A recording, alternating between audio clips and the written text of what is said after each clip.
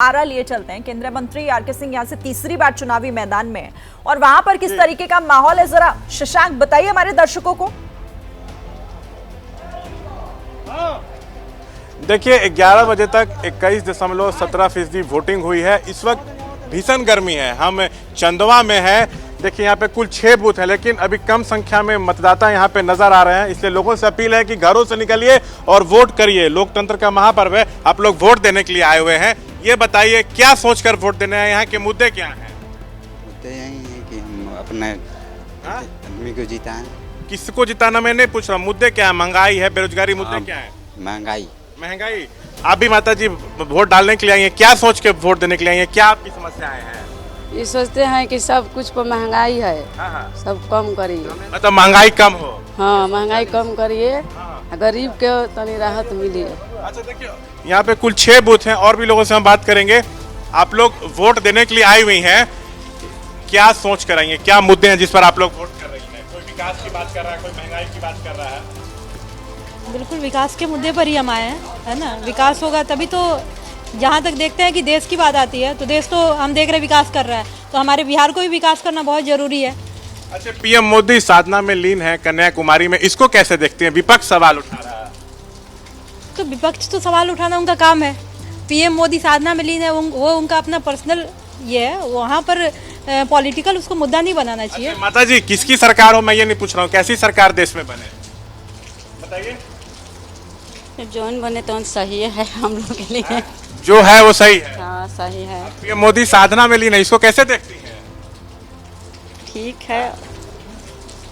अच्छा देखिए गर्मी काफी है, लेकिन जो व्यवस्था होनी चाहिए वो बिल्कुल नहीं है। ना पीने के पानी की व्यवस्था है, ना पंखा। यहाँ पे हम विशाल से कहेंगे कि आप दिखाइए, एक पंडाल जरूर लगा दिया गया है ताकि लोगों को गर्मी से राहत मिले, लेकिन ना पंखा है ना पीने के पानी की व्यवस्था है। इस पर ध्यान देने की जरूरत है। ठीक है शशांक, आप रहिए हमारे साथ। तो देखिए बिहार महत्वपूर्ण है क्योंकि बिहार में चुनावी माहौल अपने आप में बहुत अलग होता है। विजय जी आपसे समझेंगे, क्योंकि ये वो राज्य है जहां पर इंडिया गठबंधन पुरजोर तरीके से चुनावी मैदान में है और दावा लगातार जिन राज्यों से किया जा रहा है इंडिया गठबंधन की जीत की, उनकी बड़ी जीत की, उनमें से एक बिहार भी। बिहार सबसे महत्वपूर्ण है इंडिया गठबंधन में अगर देखा जाए, क्योंकि वहाँ एक वो बदलाव की संभावना उनको दिखाई दे रही है। वेस्ट बंगाल में उस तरह का नहीं है, लेकिन बिहार में सबसे ज़्यादा उम्मीद है और तेजस्वी यादव ने बहुत बड़ा काम, बड़ा कैंपेन को दिया है और एक बड़ा बदलाव की तरफ वो ले जा रहे हैं। लेकिन क्या वो वोटों में बदलेगा? नीतीश कुमार के खिलाफ जो नाराज़गी है या जो उनके ऊपर भरोसा कम हुआ है, उसका फ़ायदा कितना हो सकता है? एलजेपी जो पार्टी है उसको जो 5 सीटों पर चुनाव लड़ रही है, क्या वो अपनी बरकरार रख सकती है सीटें? तो वो सब सीटें मिलकर भारतीय जनता पार्टी और एनडीए के लिए ज़रूरी है। ऐसा नहीं लग रहा कि भारतीय जनता पार्टी की सीटें कम होंगी, लेकिन एनडीए की सीटें कम होती हुई ज़रूर दिख रही हैं।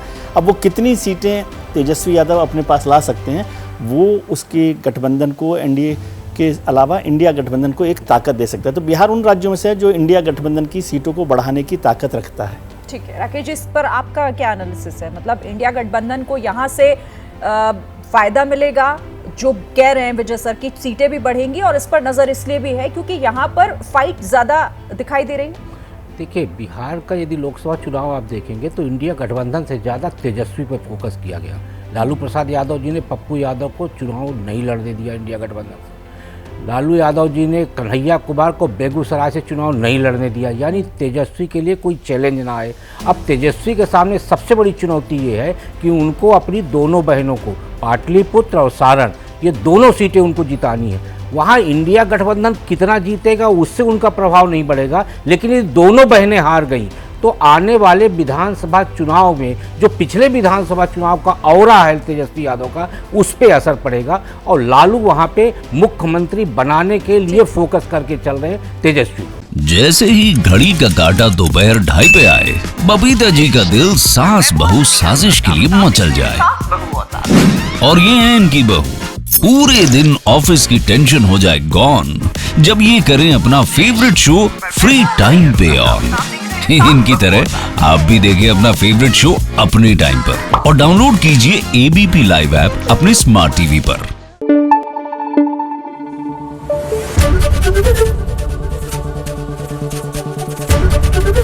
एबीपी न्यूज आपको रखे आगे।